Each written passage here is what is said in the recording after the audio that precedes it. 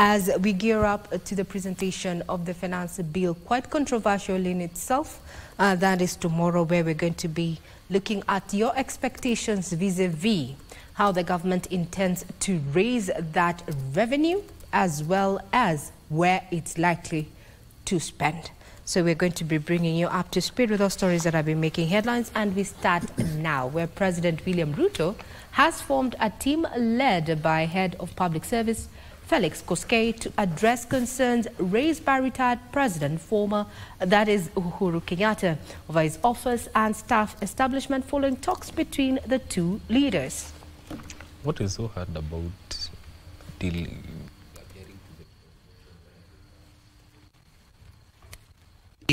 So the Commander-in-Chief addressed the issues raised by former President Uhuru Kenyatta over the remittance of 503 million shillings budgetary allocation in the current financial year. According to the State House spokesperson Hussein Mohammed through his X account, the Commander-in-Chief had a phone conversation with his predecessor regarding concerns about facilitating the functioning of the retired President's office. The head of state therein tasked a team led by the head of public service Felix Koskei to look into the retirement package allocated to Kenyatta and solve the concerns raised by the former head of state. The former president's spokesperson Kanzedena says of the 655 million shillings 2022-2023 budgetary allocation, they only received 28 million shillings in allowances for domestic travel and 2 official trips.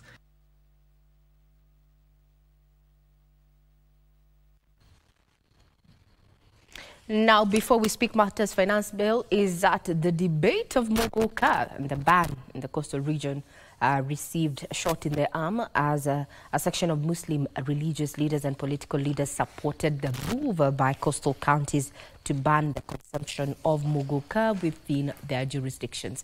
That is a story that is developing. We'll wait and see the outcome of that particular stakeholder engagement.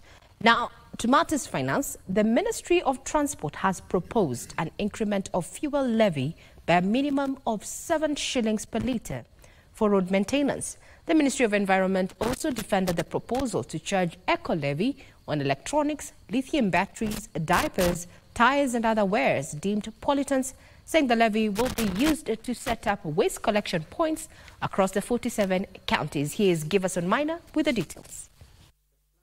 In there will be a heated debate ensued Wednesday between members of the Finance and National Planning Committee of the National Assembly and the Ministry of Environment over the proposal to introduce eco-levy on electronics, lithium batteries, plastics, tires, diapers and other materials deemed carbon emitters.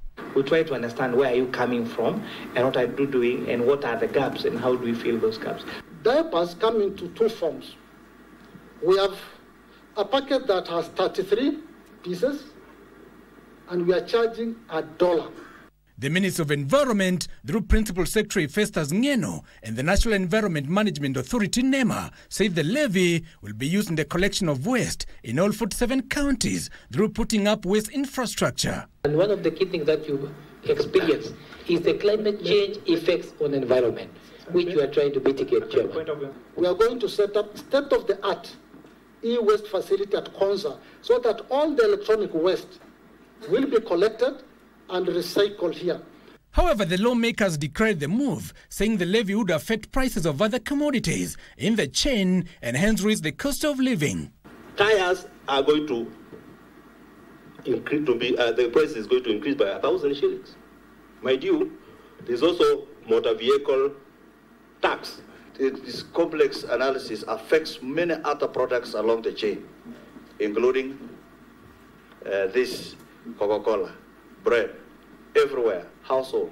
Cabinet Secretary for Transport Kipchumba Murkomen also proposed an increment of fuel levy by at least 7 shillings per litre for road maintenance.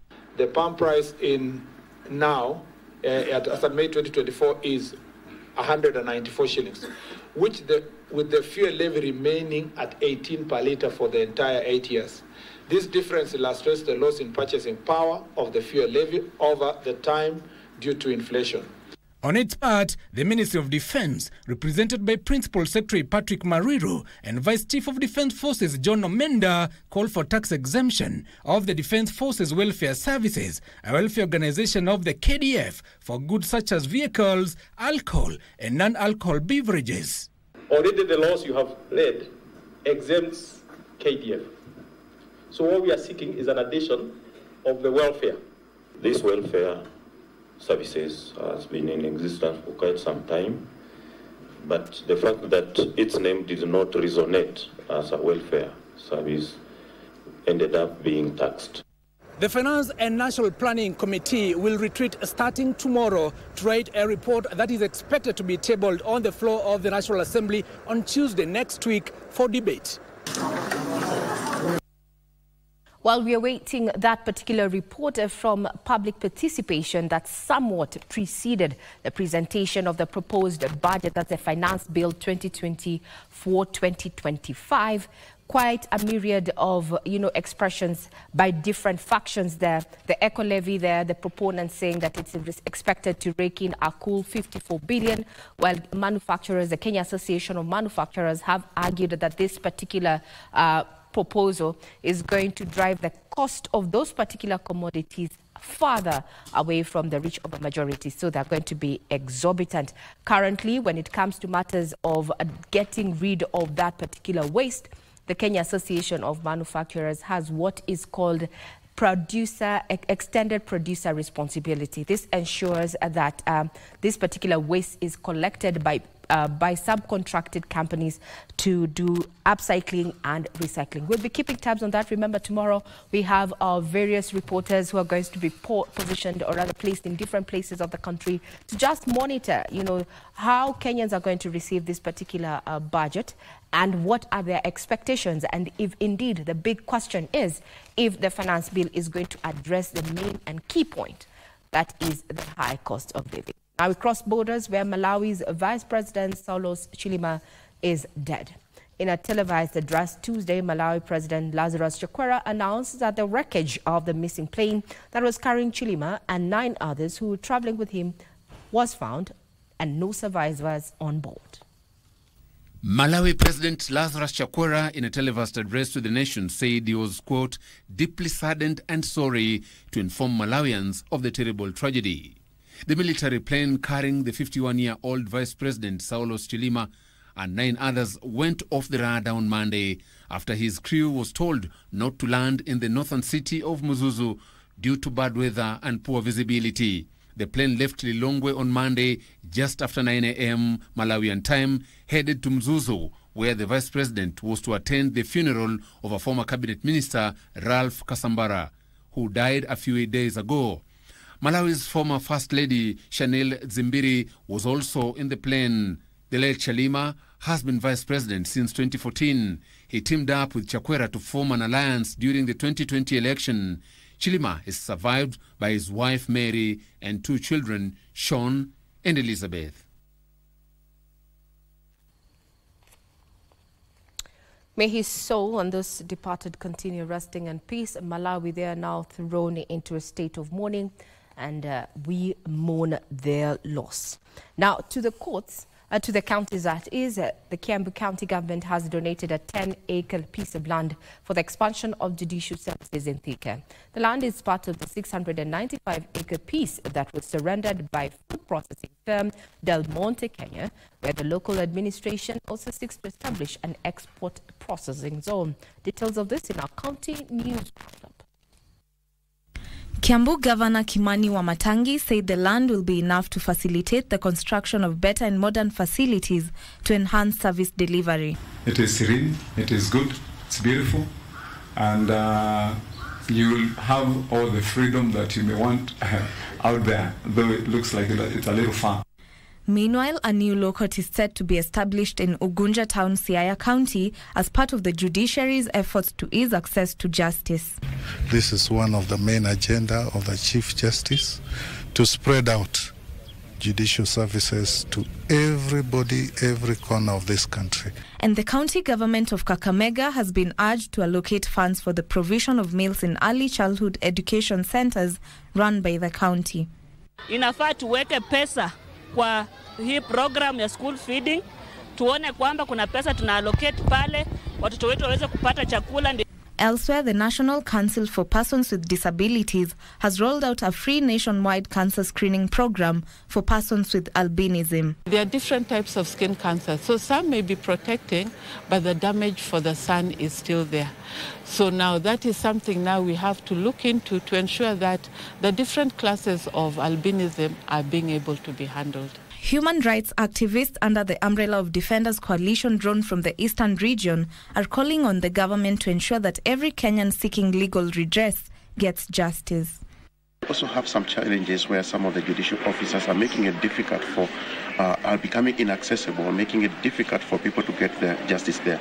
Finally, Nyanza Regional Director for Technical Vocational Education and Training, John Wamai, has urged TVET students to engage in dual training, allocating 50% of their time to school-based learning and the other 50% to industry-based training. We are reviewing the definition of industry so that we can have.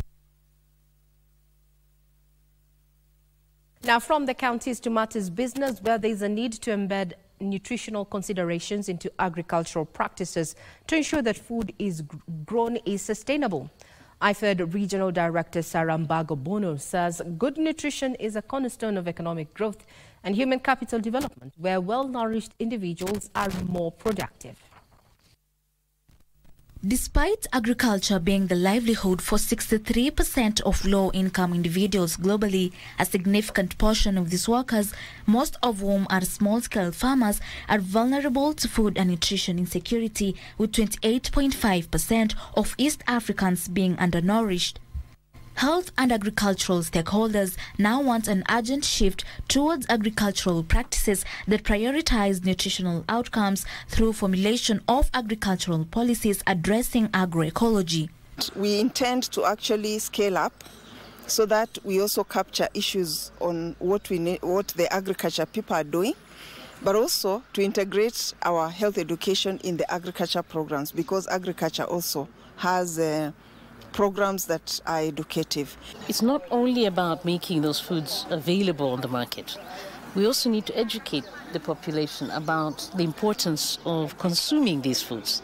And I know that some people say, well, I will only eat a fruit if I'm sick, but this is completely wrong.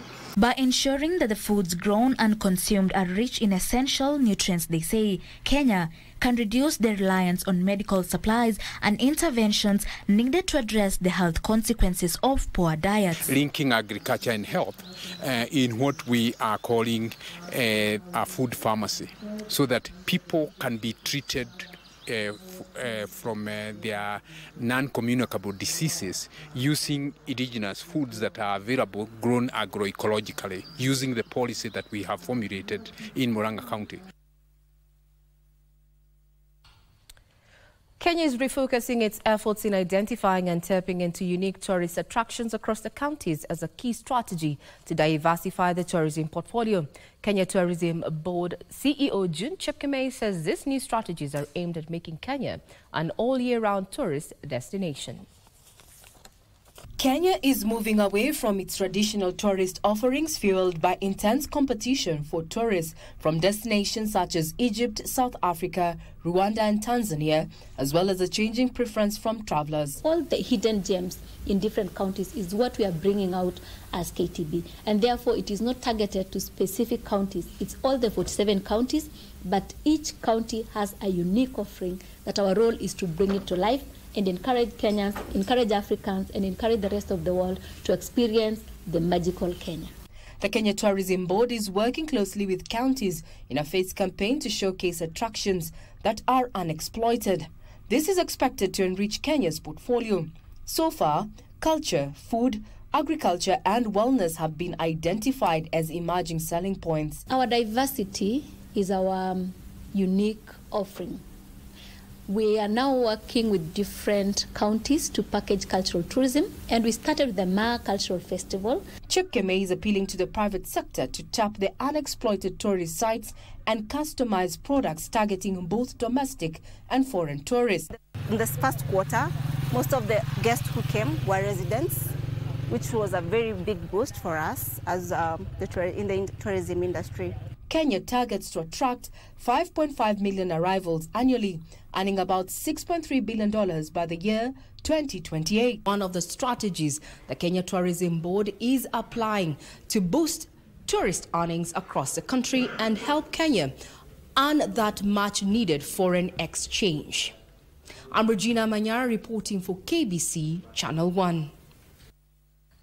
Well, I'm sure that lady who is doing that reporting is very much familiar. She's the one who's presenting the bulletin this morning. Well, we're not doing this, what we do every morning, that is just giving you a summary of what is making headlines. We are behind the cameras getting that content. So that was yesterday, and the Kenya Tourism Board has already identified 15 counties where it's going to be leading its campaign in the first phase, and the second phase is going to be targeting another 11 counties to just bring forth untapped areas when it comes to tourist attractions, to just try and make Kenya an ideal tourist destination, not only pegged on the wild beast migration that is expected between the last weeks of June to July to mark the beginning of the tourism high season.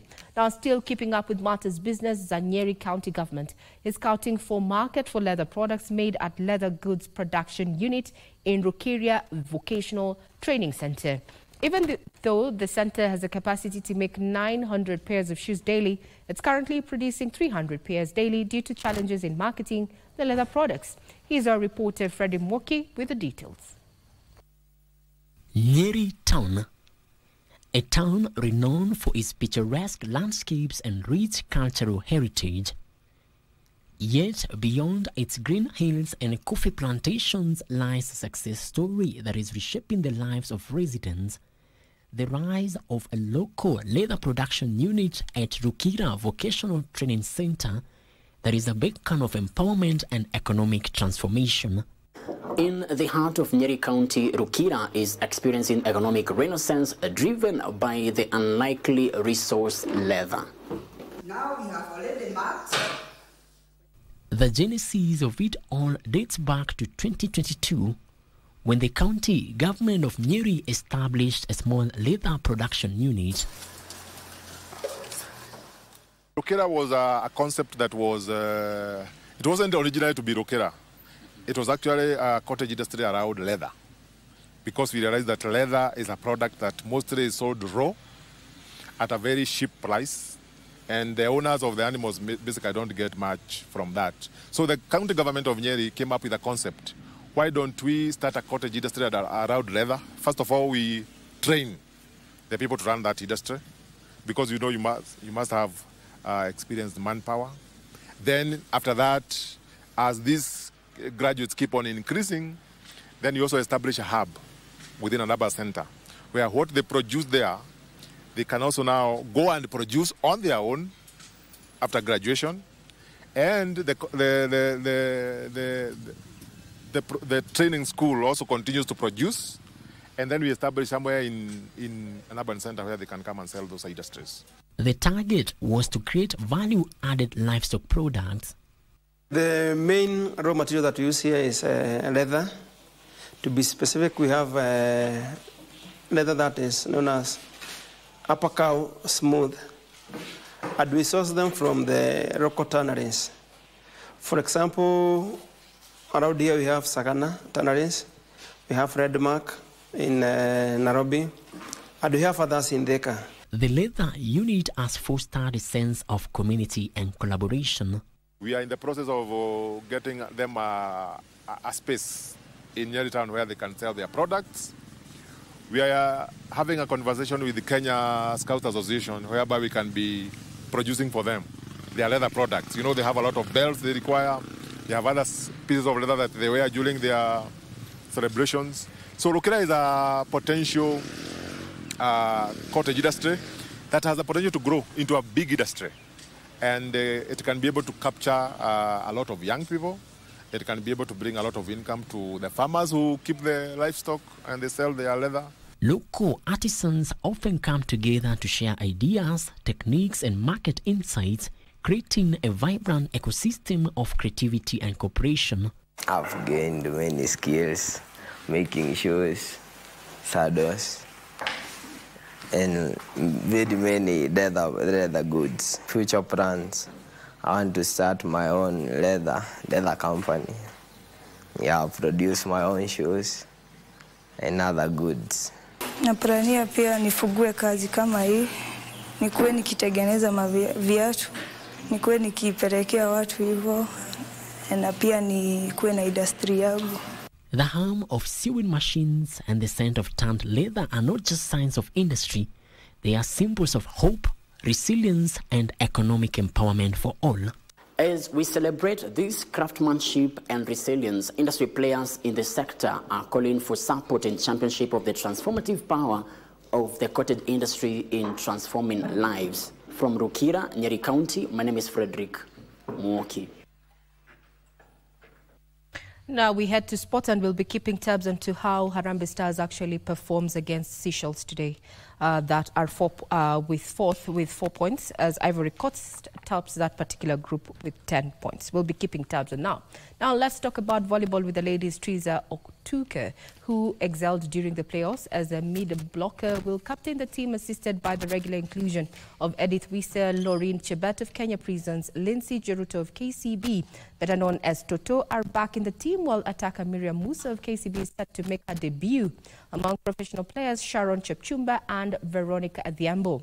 The experienced Leonida Kasaya of KCB, setter Esther Mutinda, Libro Agrippina Kundu, and playoffs MVP Juliana Namutira Japheth Munala is the head coach, assisted by Josephat Barasa, while Janet Wanja has been retained as team trainer. Paul Bitok has been named as a technical director, while Ismaili Chege is a team manager. 16 players will be accompanied by 6 officials who will include Paul Bitok and Ismaili Chege to the Philippines for the Challenger Cup in July, but the two will not accompany the team to the Olympic Games in Paris.